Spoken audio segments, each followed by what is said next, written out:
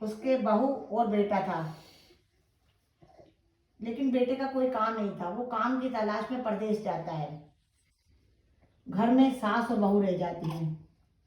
जब सास बहू रह जाती है तो सास की आदत होती थी, जो भी खाना होता था वो एक रोटी उसमें से कुत्ते को देती थी। पहले कुत्ते को देती थी, फिर खुद खाती थी। उसकी बहू जब देखी कि मेरा पति बहुत मेहनत से कमाता है और जब भी ये रोटी लगता है खा नहीं सकती है, ये एक रोटी कुत्ते को दे देती है, उसने रोटी कम कर दी, एक रोटी देना कम कर दी। लेकिन जितनी रोटी देती फिर उसमें से एक रोटी वो कुत्ते को दे। ऐसे करते करते दो रोटी कर दी, दो देने लगी उसकी बहू, तब भी वो एक कुत्ते को दे एक खुद दे। फिर वो सोचती मेरी बहू मेरी सास दो रोटी भी नहीं खा सकती है। फिर उसके बाद एक रोटी कर देती है, एक रोटी कर देती है, वो उसमें से आधी कुत्ते को देती है, आधी खुद खाती है। फिर वो आधी कर देती है, उसमें से वो एक गस्सा खुद खाए, एक गस्सा कुत्ते को दे। ऐसे करते करते उसकी बहू ने उसकी रोटी घटाती गई और उसको कुछ दिन बाद चने देने लगी। वो चने देने लग गई, कुछ चने खुद खाए, कुछ चने कुत्ते को दे। ऐसे करते करते उसकी बहू ने चने घटाते घटाते एक दिन ऐसा वक्त कर दिया, उसको एक चना देने लग गई। अब एक चना देने लग गई तो बुढ़िया बहुत कमजोर हो गई और उसकी आवाज भी बहुत सी चिचड़ी हो गई। कुछ टाइम बाद फिर उसका बेटा प्रदेश से आया, कहता माँ से मिलने गया। जब माँ से मिलने गया, देखा कि मेरी माँ बहुत कमजोर हो गई है, और माँ से कहता है माँ तू तो बहुत कमजोर हो गई है, क्या बहू तुझे रोटी नहीं देती? तो वो कहती बच्चा बच्चा, आवाज उसकी खिचड़ी होती है, एक यणा, चना नहीं बोल पाती, यणा बोलती है। तो यणा जब बोलती है तो उसकी बहू अब चिंता में पड़ जाती है कि भाई मेरे को तो अब मेरा पति मारेगा कि मैं उसकी माँ को एक चना दे रही हूँ। तो वो बहाना बनाती है, कहती तेरी मम्मी तो यणा मांगती है, यणा कहते पति को, कि एक नया पति मांगती है अपनी इज्जत बचाने के लिए। और तेरी माँ हो गई अब पागल, इसको ऐसे कर तू जंगल में छोड़ा। बेटा बहू की बात मानकर माँ को जंगल में ले जाता है, एक झोपड़ी डाल देता है और एक चरखा दे देता है। माँ से कहता है सूत काट कर तू अपना वक्त पास कर। माँ जंगल में झोपड़ी में रहती है और सूत काटती है, सूत बेचती है और अपना वक्त पास करती है। एक दिन ऐसा वक्त कार्तिक का महीना आया, ठंड का टाइम था, डायनमोतर भगवान आए, वो स्नान करके आए तो वो बहुत कांप रहे थे।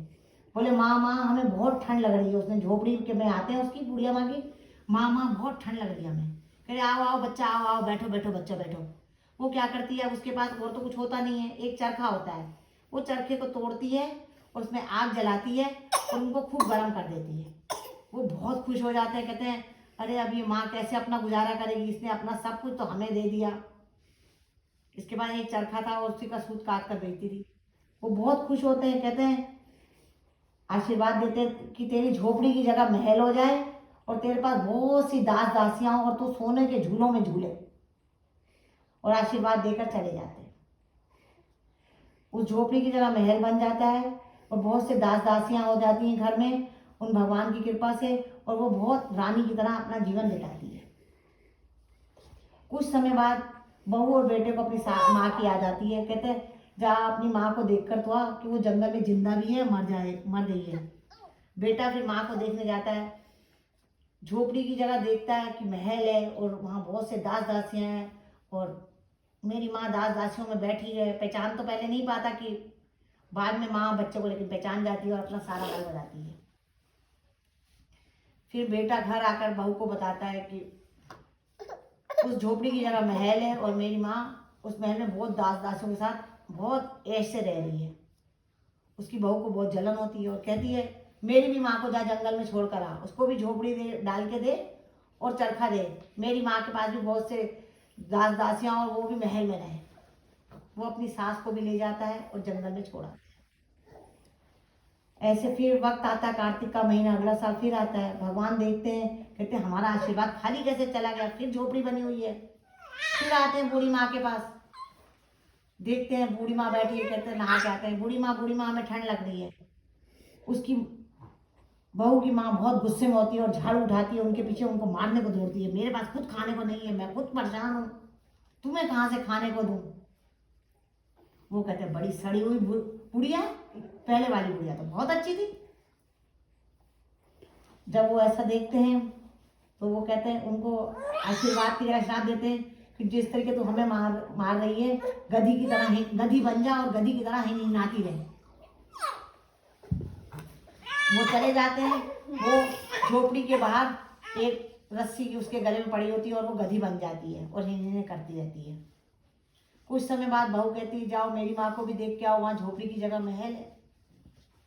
अब वो वहाँ जाता है, देखता है तो झोपड़ी के साथ गधे वो बना हुआ खूंटे के साथ एक गधी बनी हुई है और हिन हिन हिन कर रही है। उसने कहा कि वहाँ पे महल नहीं है और तेरी माँ भी नहीं है, वो गधी बन गई है। बोले तू मेरी माँ को कहाँ छोड़कर आया जो मेरी माँ गधी बन गई है? तो बोले तेरी माँ के अपने कर्म, मेरे अपने कर्म। फिर हम कहते हैं देख मर्दों की फेरी, माँ तेरी थी या मेरी। देख रनों के चाले, मुंह सिर मुन ते मुंह काले। बोल डाई दामोदर भगवान की जय।